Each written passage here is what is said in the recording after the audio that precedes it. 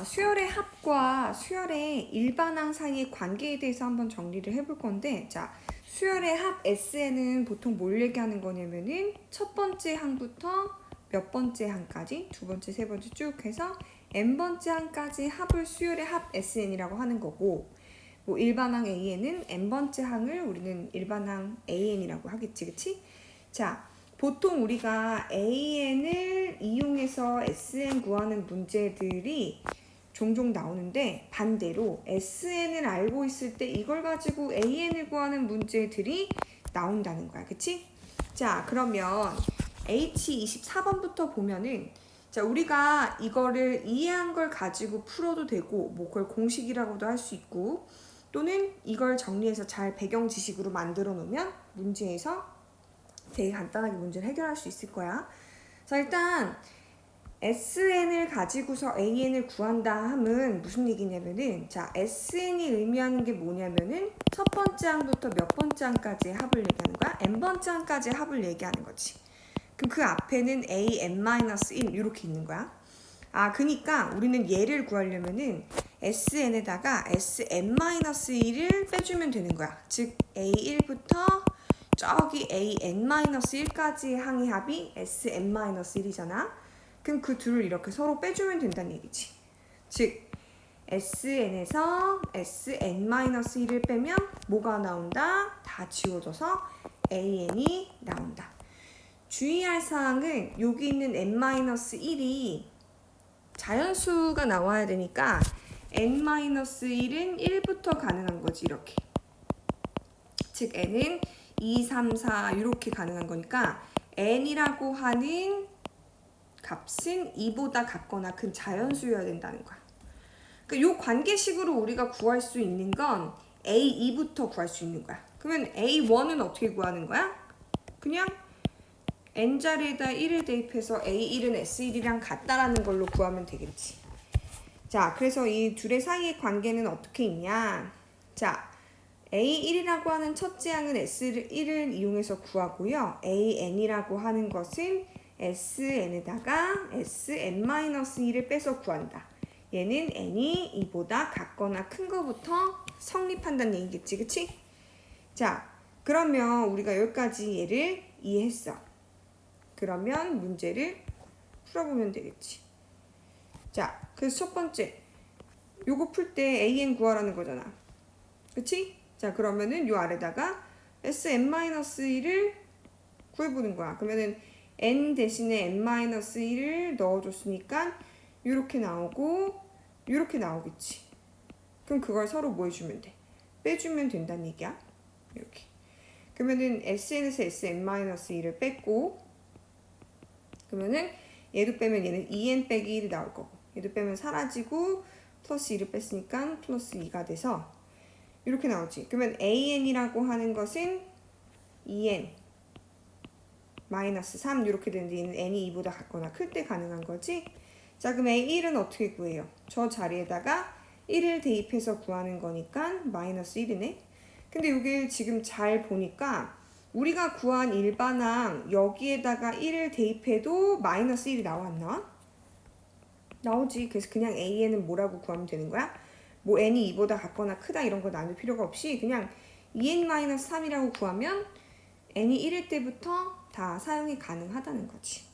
오케이? 그래서 답은 이렇게 된다. 됐지? 자, 그 다음에 두 번째 할 건데 자리가 좀 없어 보여서 옆으로 밀고서 할게요.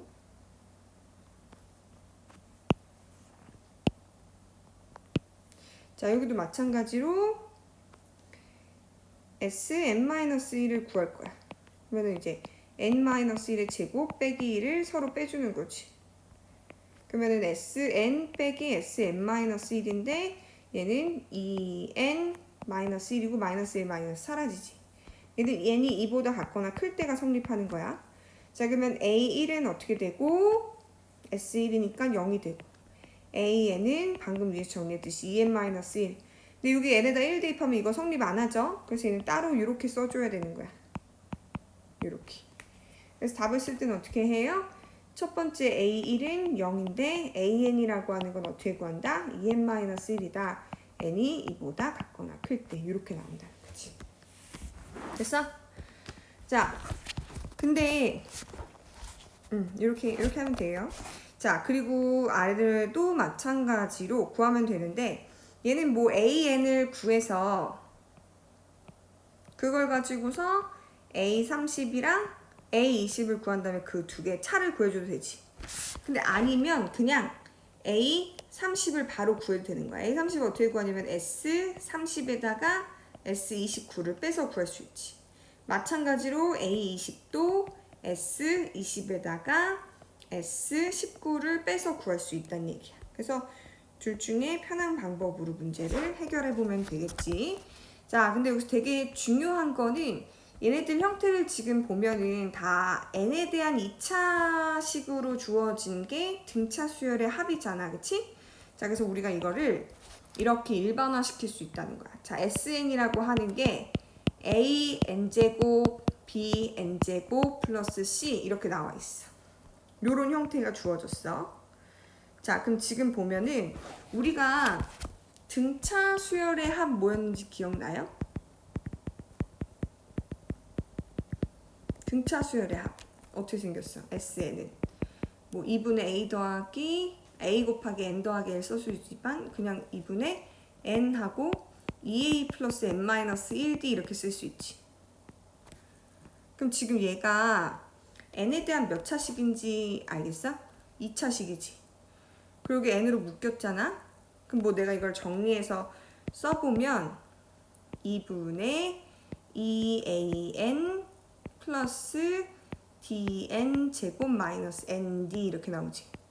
지금 무슨 얘기냐면은 n에 대한 몇 차식인 거야?